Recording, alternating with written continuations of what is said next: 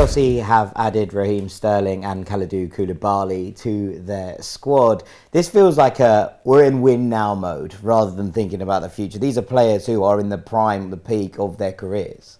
They haven't got time to worry about 2-3 years' time. They need to compete for the Premier League title in like 10 months' time. So that's why they had to bring in players that are going to make the difference right here, right now. And I mean, Sterling, his goal output is pretty much better in terms of backing up Kai Havertz than any of the other options outside of Mason Mount that Chelsea have currently got. They know that they can put him into that front line. He'll play every single week, which he will enjoy because he's been waiting for that opportunity.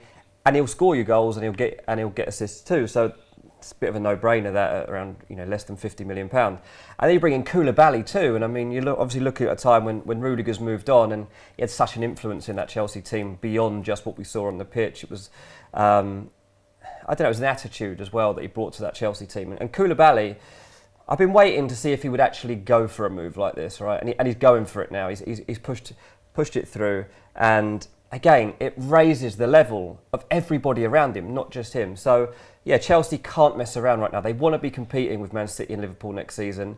There'll be more changes to come too, because they will sign probably 2 or 3 more players that will go straight into that starting 11.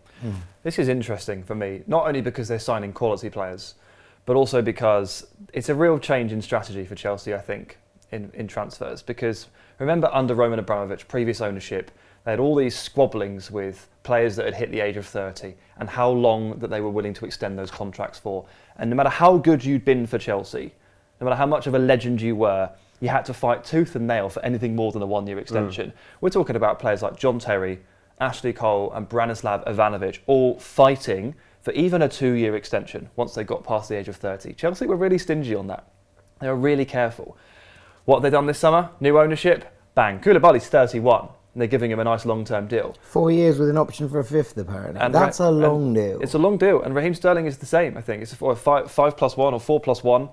Yeah, it's going to take him through to 32 or 33 on a big wage. Sterling is going in as one of the highest paid players at Chelsea now, top 5 in that bracket. So this is a real change of strategy. It's not just win now, but it's a completely different point of view when it comes to handing out contracts and locking in money that's guaranteed to players that have hit that age 30 and over. Well, it's the fact that they're in for Cristiano Ronaldo tells you a lot too. Like, Todd Boehly would go for that. He's very open-minded about the fact that we might need one more elite forward, a goal-getter. Like, if you really feel that we are lacking goals, if you feel that like Werner and Ziyech and Hudson-Odoi and whoever else isn't up to backing up Sterling and Havertz, then we're going to need somebody else. And whatever else, other concerns you might have about Ronaldo, he will score goals and it will help us short term. Now, he had the most goals against the top 4 last season, didn't he have anyone? Yeah, and Chelsea would never have considered this in the past. And I'll be totally honest, like Thomas Tuchel is not on board with this right now because it would affect his management of this team.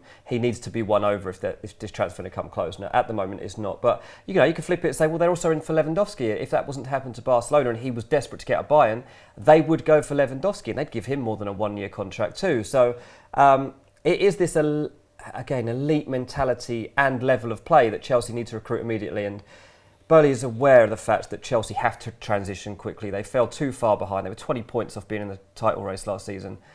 That's not good enough, and that takes a lot of time to close up if you're going to spread your money about. Do what Liverpool did when they were signing like Alisson, Fabinho, and somebody else in a very quick succession. Van Dijk. Yeah, Van Dijk, Salah, all those guys. Van Dijk, Salah, Keita, whoever. Like they spent basically 3 transfer windows of money in a much shorter space of time, right? It's kind of where Chelsea needs to be right now. They just need to accelerate their plans so that the squad is up to where it needs to be. I think the thing with that is, and the difference, and it goes back to Sam's point, right, is that when they brought those players in, they weren't elder statesmen. They were coming into their primes. I think it is probably the fair point. They're sort of 25, 26. You're putting them on 4 or 5 year deals. That's okay because, they're coming out at 30. And I think we saw with the Salah, obviously he's signed the new deal now and they'll be grateful for that and pleased that that's over the line. But does that happen if Sadio Mane decides he's not going to leave? I still don't know. It doesn't necessarily also mean that Salah's staying beyond this year. No, I completely agree. But I do think there's an element of Liverpool have been very clever in terms of not letting money waste on players who, and they're not flat out ignoring it. We're looking at James Milner here, who continually gets extensions and gets those things, and is one of those model pros. And there's a point to be made that you know, when Abramovich was talking about John Terry and Michael Ballack and all of those players 10 years back, the age thing was a little bit different in that once players were over 30, we were getting close to the end of their careers. We're now seeing players go on past 40 in the case of the likes of Zlatan, approach, Joaquin. isn't it? 30. 30 isn't what it was 10 years ago, I think, in the football world. And that's probably something worth bearing in mind these days. Oh, it's especially worth bearing in mind with Koulibaly when we all basically agree that the prime age bracket for a centre-back is somewhere between maybe 27 and 32.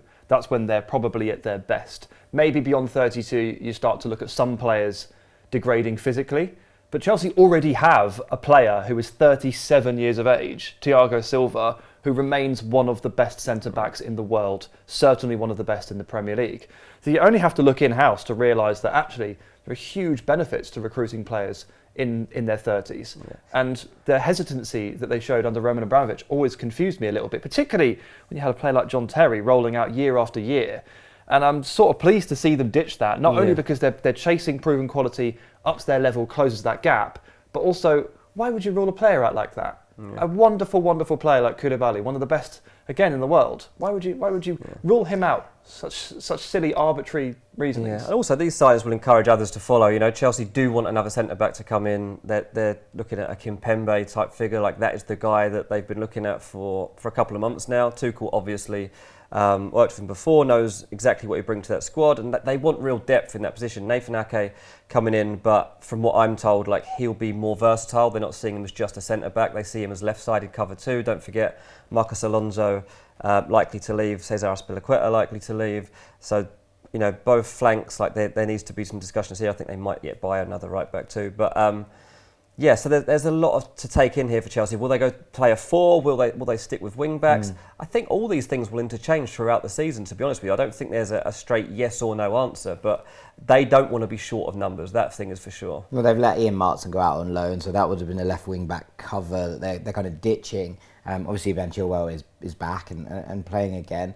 I'm not sure about Arke as a wing back, I'll be perfectly honest with you. I'm not convinced by that, but as a left back in a 4, perfectly capable, perfectly fine. Shame for Ake though, like, you know, he's kind of like the reliable, steady, solid guy at City. Steps in here when you need him to, steps in here when you need him to. Not treasured, but appreciated.